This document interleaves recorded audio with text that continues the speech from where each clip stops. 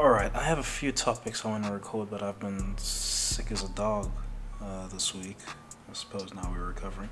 But let's just start off with Lewis Hamilton and his Sir Lewis Hamilton and his Chelsea bid.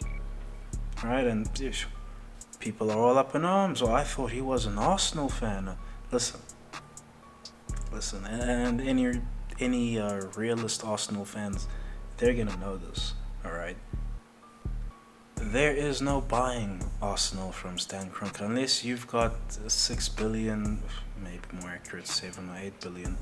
Unless you've got a lot of billions just burning a hole in your bank, in your pockets, you're really not gonna move Stan Kroenke off of Arsenal FC. So Sir Lewis Hamilton, like, here's the thing: people think Sir Lewis Hamilton, he's got a lot of money. Like, I don't know what his net worth is right now. Might be at like 300 mil or 400 mil. You, you're not even getting on the Arsenal board. Okay, you can give up your whole net worth. You're probably not even getting on the board. But that aside, Sir Lewis Hamilton, I thought he was an Arsenal fan. Haha, this stupid commentary that comes out of places on the internet sometimes. But Sir Lewis Hamilton, he's gone with this Chelsea investment, and quite frankly, people need to understand this just because an opportunity has presented itself.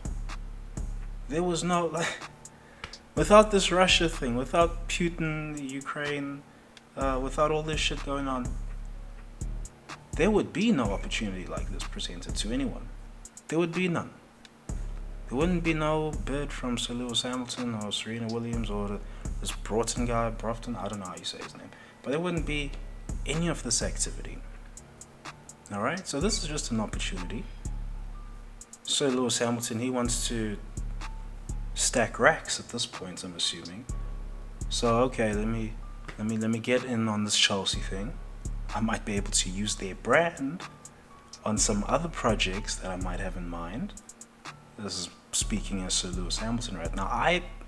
I'm of the belief he wants to set up a driver academy. Right? Of course, he's been on record saying he wants to set up driving academies for black kids and stuff. He's been on record saying that, but I think he wants to set up like an elite driving academy, put Chelsea's badge on it. Maybe he'll still have some ties with Mercedes at that point. So it will be a Mercedes/Chelsea driver academy, and 10, 15 years time, boom, you get, Chelsea sponsored F1 driver coming out of, Lewis Hamilton's, Sir Lewis Hamilton's Mercedes Academy. Oh, what are you gonna do about that? What are you gonna do if that ever becomes a reality? What are you actually gonna do? Because suddenly, Sir Lewis over here, he would have set up a pipeline for drivers of color to come through Anyway. So that's just one opportunity, right? Alternatively, Sir Lewis, he's just putting this money somewhere, and undoubtedly, it's just gonna accrue value over time, whatever amount of shares he buys, right? So if he owns a 5%, I mean, it's vanity. It's a bit of a vanity project, but they do this with a lot of black celebs in different sports. I mean, I know Jay-Z owns a 2% stake in some NBA team. It's really inconsequential. It's kind of just, it is just a vanity project. But let's say, so Lewis, he puts this money away in Chelsea. It costs him, 50 mil? Alright, let's assume, just throw out a random number. 50 mil to get his 5% stake. Great. Now, fast forward 20, 30 years, how much is it going to cost to get that 5% stake off of him? A lot more than the 50 mil that he paid. You might be doubling his money. Tentatively saying that. You might be doubling his money in a decade's time off the back of this deal. And that is something people need to understand. Like, when you get to a certain level of money, you can't move with these fan allegiances in mind. You can't, or else you miss out on opportunities. Oh, I thought he was an Arsenal fan. No, it doesn't matter. here's an opportunity. We make money, and that money might help with this Arsenal situation in the future. Doubtful, because them Kroenkes, they got so much money, it's a joke, actually. They got so much money, it's a joke. But seriously, Sir Lewis right now, he's in a realm where he's frankly separated himself from the rest of these sports stars. Alright, he's frankly separated himself from them. People might say Messi or Ronaldo have... Ronaldo is a viable comparison. Can't say Messi, he's not business savvy like this. But Ronaldo is a viable comparison.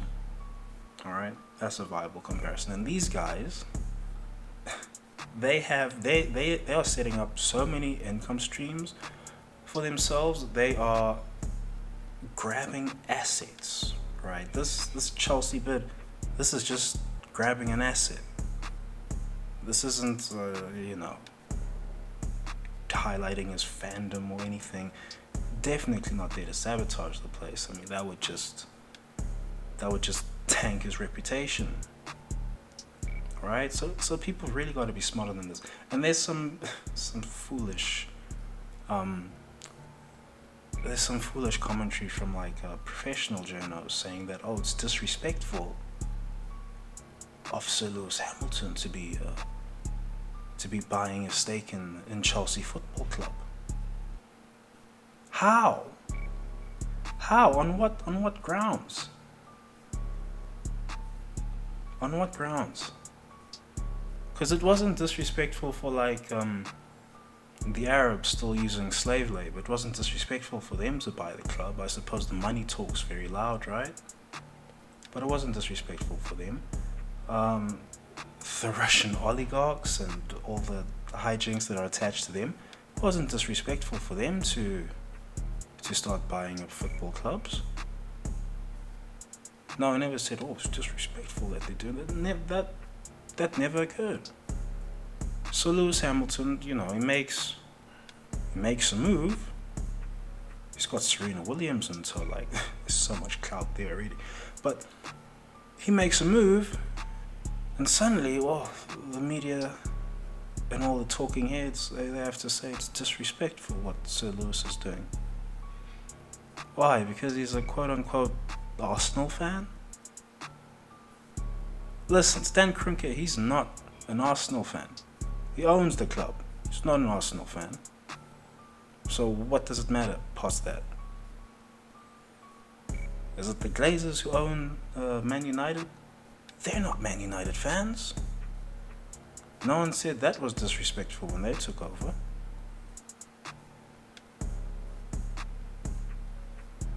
You see, so just pay attention to the type of garbage bullshit games that all these talking heads run by us. Just pay attention, because they're out here programming people, quite literally programming people. This is how the programming works, right? You watch the TV, it programs you anyway. I'm gonna get far too esoteric here, but this is how the programming works. They need people to hate Lewis Hamilton. That's what they need. I mean, I said in the What a Sky F1 Telling You video that they've cast Lewis Hamilton as the villain for this year. He is the villain. It was probably the villain last year as well. I'd have to rewatch that. I'd have to go over that one again, but just not particularly. They probably weren't as overt with it. Alright? But this was an instance where not only did they have to make sure the message was heard across all the airwaves, but they also had to make sure that their own assets internally understood what the message is. And that message is Lewis Hamilton is the villain this season.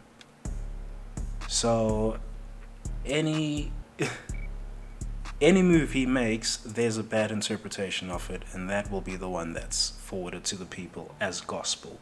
That's how it works. And that's what they're doing now with this Chelsea bid.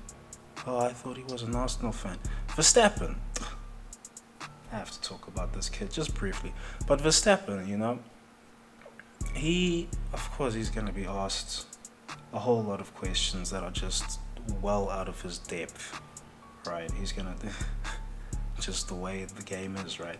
But he was asked what he thought of Sir Lewis Hamilton making a bid for Chelsea, and he compared it to a PSV Ajax. You know, he's a PSV fan. He would never buy shares in Ajax, and quite frankly, you know, that one, he mustn't forget that quote. He mustn't forget that he said that. Because quite frankly, that's a whole lot of bullshit to me that he said that. I'm telling you right now, if an opportunity opened up at Ajax, let's say a decade's time, a 15 years time, Max Verstappen, he's got a few hundred million of net worth, maybe like 500 million net worth or something. Who cares? He's got a few hundred million of net worth, and he wants to do something with it now, right? Well, you're gonna tell me that if an opportunity opens up at Ajax for you to buy some shares there and stack money vertically for a bit, you're gonna tell me that if that happens, you're not gonna take it? Then, if that's how you're really gonna behave when that situation presents itself, then, you know, this game ain't for you. This game just ain't for you. In the post-career, you'll just be, well, you'll probably do the Dutch commentary thing. I can see that happening, if that happens. But that's something you could do. But, you know, the stacking money post-career, looking for that billion, looking for a second billion, that's not going to be Verstappen's lane. Because if it was going to be his lane, I mean, straight up, you would not be criticizing. You wouldn't have any type of critique to make here about whatever Sir Lewis Hamilton is doing with his money. Now, of course, he does cover his ass. He does drop a CMA. I mean, it's his money. Verstappen says it's his money. He can do what he wants. I just wouldn't do that. Yeah, okay. Okay, you know the internet has perfect memory, so so come. If in 30, 40 years' time you are suddenly buying Ajax or whatever, Feyenoord or something, if you're buying one of these clubs and it's not PSV, remember, the internet has perfect memory. I won't even have to bring it up. It would already have been brought up by these mandem on the internet. They're all over the shop. They document everything. Everything. They got it spreadsheeted and anyway. So Lewis Hamilton, is he now a Chelsea fan? Because he's gone and bid for Chelsea? No. This is just an opportunity. He's taken it. And I'm quite interested to see where it goes. I mean, a lot of potential that can happen. A lot of potential things that can happen. I'm just interested to see where it goes. Whether he sets up a Chelsea-branded driver academy or what have you. Anything. Even if he's just stacking racks to sell later. Yeah. I'm keen to see whatever it is he has planned with this Chelsea bid. If it even goes through, right? This big if this bid even goes through. It could be that the British government just says, no, we don't like your bid. We're going with the Arabs. It could be that type of situation, but anyway, we'll have to see what happens. Alright, peace.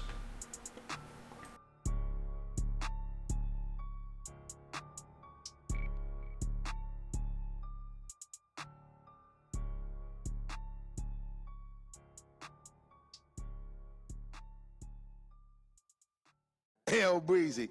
Let me show you how to keep the dice rolling when you're doing that thing over there, homie. Hey, let's go! Cause I'm feeling like I'm running and I'm feeling like I gotta get away. Better know that I don't and I won't ever stop. Cause you know I gotta win every day. Go! See, really wanna pop me. Go! Just know that you will never flop me. And I know that I gotta be a little cocky. Go! You ain't never gonna stop me. Every time I come a nigga gotta set it, then I gotta go, and then I gotta get it, then I gotta blow, and then I gotta shut it. Any little thing a nigga think that he be doing, cause it doesn't matter, cause I'm gonna dead it. Then I'm gonna murder everything and anything about it. Boom, about a bing. I gotta do a lot of things to make it clearer to a couple niggas that I always win, and then I gotta get it again and again and again.